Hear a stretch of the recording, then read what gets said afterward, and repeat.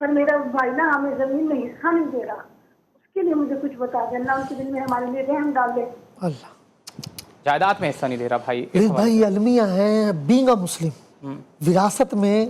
ماں باپ کی جو وراثت ہوتی ہے، بھائیوں اور بہنوں میں جو قرآن کا حکم ہے 2% بیٹے کے لیے بھائی کے لیے اور 1%، ہماری بدقسمت ایک تو المیہ معاشرے کا کہ ہم باخوشی حصہ ہی نہیں دیتے جبکہ یہ ہم پر لازم ہے۔ تو اگر کوئی بھی ایسے بھائی ناظرین ہمیں سن رہے جو اپنی بہنوں کو وراثت میں حصہ نہیں دیتے، بیٹیوں کو حصہ نہیں دیا جاتا، تو یہ قرآن و سنت کے خلاف ہے اور وہ مجرم ہے، اور ان کا حصہ جو ہڑپ کر جاتے ہیں بھائی، قابض ہو جاتے ہیں، بھابیاں آنا جانا بہنوں کا بند کر دیتی ہیں، یہ سمجھ لیں ان کا اسلام سے کوئی تعلق نہیں، اور ان کی میں نے آگے اولادیں بھی دیکھی ہیں، بیچارے اپنے لیے سمجھ لیں اپنی اولاد کے لیے اپنے لیے جہنم کا توق تیار کر رہے ہیں، بہت بڑا فتویٰ، بہت بڑی بات، اور ہماری بدقسمتی ہے سر۔ تو ہمیں باخوشی اپنی بہنوں کو بیٹیوں کو وراثت میں حصہ دینا چاہیے، اور وہ ان کا حق ہے، نہ کہ ہم ان پہ رحم کر رہے ہیں۔ بولا جی ہم نے ان کی شادی کرا دی، بھائی آپ نے شادی کروا دی، شادی تو آپ اس کی سادگی سے بھی کر سکتے ہیں، شادی آپ کے والدین نے کروا دی، والدین نے کرا دی۔ تو ہمارے یہ المیہ جو بھی ایسا کر رہے ہیں وہ مجرم ہے اللہ کے نزدیک اور وہ گناہ گار۔ اب ایسی بہنیں جیسے ہماری بہن نے سوال کیا کہ ان کے بھائی کے دل میں رحم ہو جائے، میری ان سے گزارش ہے جب بھی صبح صبح اٹھیں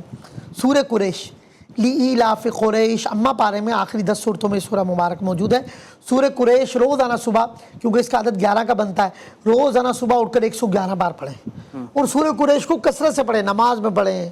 تو صبح صبح کم از کم 111 مرتبہ سورہ قریش کے پڑھیں۔ اس کی برکت دیکھیں انشاءاللہ اللہ تبارک و تعالیٰ ان کو غلبہ بھی عطا فرمائے گا، ان کے بھائی کے دل میں رحم بھی ڈال دے گا، اور اللہ ان کی انشاءاللہ غیب سے مدد فرمائے گا۔ دیکھا ہے بعض اوقات زمینوں پہ جو قابض ہو جاتے ہیں یا پراپرٹی کو یا پیسے لے کے واپس نہیں کرتے یا اس طرح کا معاملہ، وراثت میں حصہ نہیں دیتے، تو ہم نے، میرا تجربہ ہے، میں نے جب بھی کسی بہن بیٹی کو بتایا تو اس نے چند دنوں کے بعد کہا کہ شاہ صاحب میرا مسئلہ حل ہو گیا الحمدللہ۔ تو قرآن پاک کی آیت ہے،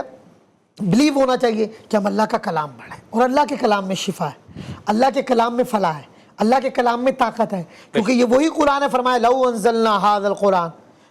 علی جبل لرأیتہ خاشعا متصدعا من خشیۃ اللہ، اگر یہ قرآن پہاڑوں پر نازل کیا جاتا تو قرآن میں کتنی طاقت ہے، وہ ریزہ رہا۔ تو یقین ہے کامل، توکل ہونا چاہیے اللہ کی ذات پہ، انشاءاللہ اللہ تبارک و تعالیٰ ان بہن کی ضرور مدد فرمائے گا۔